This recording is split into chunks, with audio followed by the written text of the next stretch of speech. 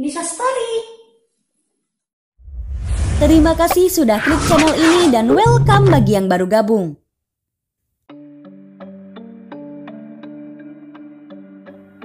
Di Mojokerto ada sebuah candi yang merupakan warisan sejarah budaya zaman kerajaan, namanya Pertirtaan Jolotundo.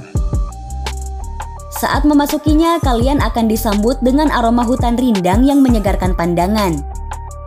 Alamnya masih asri dan sangat terjaga. Juga tempat ini sangat kental akan budaya religi. Tempat ini sangat sejuk karena berada di sebelah barat Gunung Penanggungan dengan ketinggian sekitar 525 mdpl. Dengan begitu, tidak dapat dipungkiri bahwa keindahan alam di sekitarnya sangat memanjakan mata para wisatawan. Penamaan Jolotundo pun bukanlah sembarang penamaan. Selengkapnya, mari kita bahas. Seperti biasa, sebelum masuk pembahasan, tekan dulu tombol like, subscribe, dan aktifin loncengnya ya. Sediakan segelas kopi untuk mantengin video ini.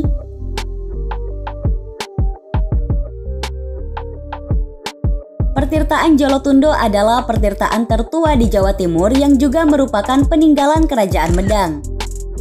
Letaknya di wilayah kaki Gunung Penanggungan, Desa Seloliman, Kecamatan Trawas, Kabupaten Mojokerto, Jawa Timur. Candi ini terbuat dari batu andesit, membentuk persegi panjang dengan luas bangunan 18 x 12,5 meter. Ketiga sisinya dibatasi oleh dinding, yaitu dinding utara, selatan, dan barat.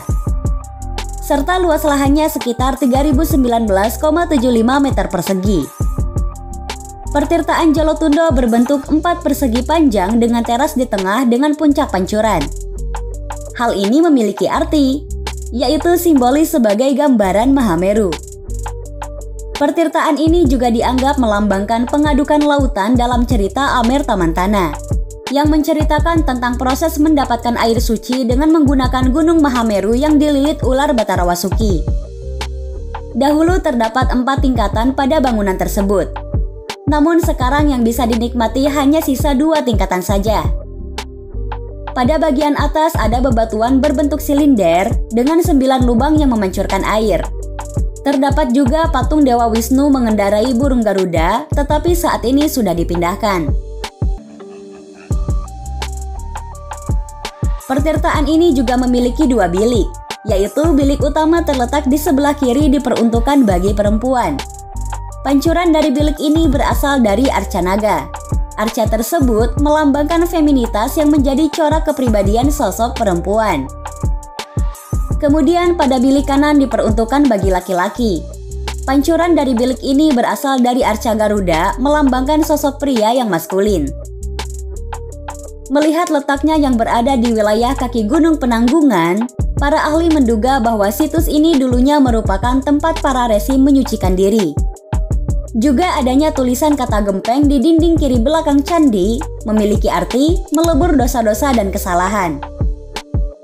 Menurut tafsiran para ahli, jika dilihat dari arsitektur keseluruhan Candi Jolotundo, maka kata gempeng dapat diartikan sebagai melebur atau memotong.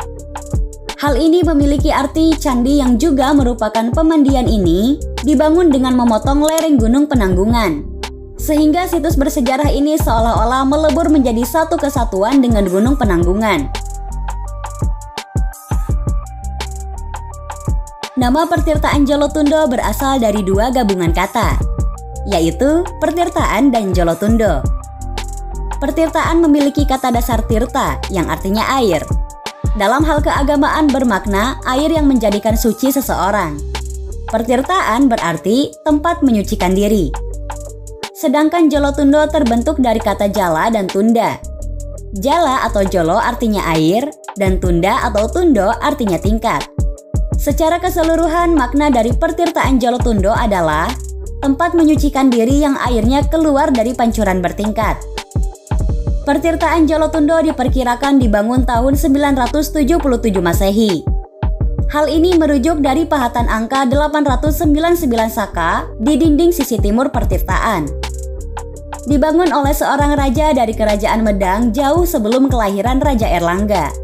Pada masa itu, Kerajaan Medang dikuasai oleh Empu Sindo, yaitu Sri Isyana Tunggawijaya yang memerintah bersama suaminya Sri Lokapala.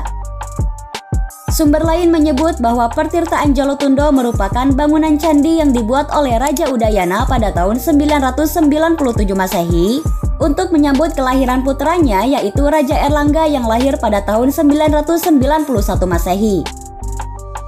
Hal ini didasari ada tulisan Udayana di dinding selatan teras pertama candi yang ditulis dengan tulisan Jawa kuno, dan di samping kanannya terdapat tulisan Margayawati. Kedua nama tersebut terdapat dalam sebuah karya sastra Kitab Katasari Sagara.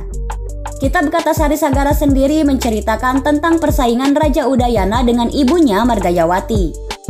Selain membuat candi, Udayana juga membuat kolam mandi yang berisi mata air yang hingga kini tidak pernah surut.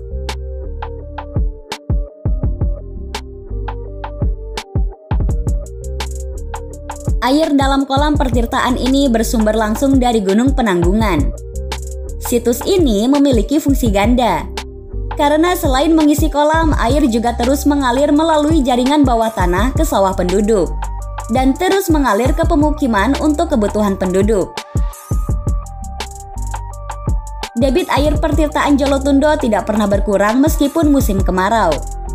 Kualitas airnya dipercaya salah satu yang terbaik di dunia dengan kandungan mineral yang sangat tinggi. Karena lokasinya yang berada di kaki pegunungan vulkanik dan sudah pernah dilakukan 3 kali penelitian untuk menguji kualitas airnya. Penelitian pertama oleh BP3 Trowulan tahun 1985 menyebutkan bahwa kualitas air menduduki peringkat kelima terbaik di dunia. Penelitian kedua tahun 1991 oleh arkeolog Belanda. Ia menyebutkan kualitas air terbaik di dunia peringkat ketiga. Dan yang terakhir pada tahun 1994 oleh IDI Pusat di Jakarta, menyebutkan kualitas air adalah yang terbaik kedua di dunia setelah Zam-Zam. Fakta yang ditemukan dari hasil penelitian ahli hidrogeologi menyatakan bahwa mata air pegunungan vulkanik memenuhi 3 syarat karakteristik sumber air tanah yang baik, yang mencakup kuantitas, kualitas, dan kontinuitas. Kuantitas dipengaruhi oleh faktor alami curah hujan, siklus air, dan kondisi hidrogeologis di sekitar sumber daya air tersebut. Kualitas dipengaruhi oleh faktor alami, dan kontinuitas memberi keseimbangan antara pemakaian dan pengisian ulang. Jika menilai kondisi serta lokasi mata air Jolotundo yang berada di kaki gunung vulkanik serta bebas dari aktivitas manusia, maka pernyataan mengenai kadar murninya yang setara air Zam-Zam dapat dibenarkan. Mata air di kolam pertirtaan Jolotundo dikelilingi oleh bebatuan candi yang dapat sekaligus berfungsi sebagai akuifer buatan. Untuk menjaga kemurnian airnya, pertirtaan Jolotundo tidak diperkenankan untuk aktivitas industri. Hanya diperbolehkan untuk mandi dan memandikan benda pusaka. Itu pun jika pengunjung ingin mandi di sana, tidak boleh membawa peralatan mandi seperti sabun, sampo, dan pasta gigi. Air di pertirtaan ini berasal dari Gunung Pawitra atau dikenal sebagai Gunung Penanggungan, yaitu sebuah gunung suci bagi umat Hindu aliran Shiva. Dari gunung, air dialirkan melalui jaringan bawah tanah menuju Candi Jolotundo. Air menjadi salah satu bagian penting dalam ritual masyarakat saat itu, apalagi bersumber dari gunung yang dianggap suci. Masyarakat percaya air Jolotundo bisa menyembuhkan berbagai macam penyakit, membuat awet muda, membuang sial, dan tempat berdoa untuk mengalap berkah. Banyak orang dari luar Mojokerto mengambil air Jolotundo dengan jerigen untuk dibawa pulang. Dilansir dari beberapa sumber, wisatawan yang ingin memanfaatkan air Jolotundo dianjurkan untuk melakukan beberapa hal. Yang pertama, melakukan penghormatan kepada leluhur, disertai memanjatkan doa supaya diberi berkah dan yakin bahwa yang diminta akan terkabul. Setelah itu, baru mandi dan berendam di kolam pertirtaan. Beberapa di sekitar lokasi mengatakan bahwa setelah mandi dan berendam di sana, keinginan mereka memang terkabul. Boleh percaya, boleh tidak ya teman-teman. Yang penting kita harus tetap menghargai budaya dan kepercayaan masing-masing. Hal-hal semacam ini kerap dilakukan wisatawan terutama pada malam 1 Syuro, malam bulan purnama, dan malam Jumat Legi.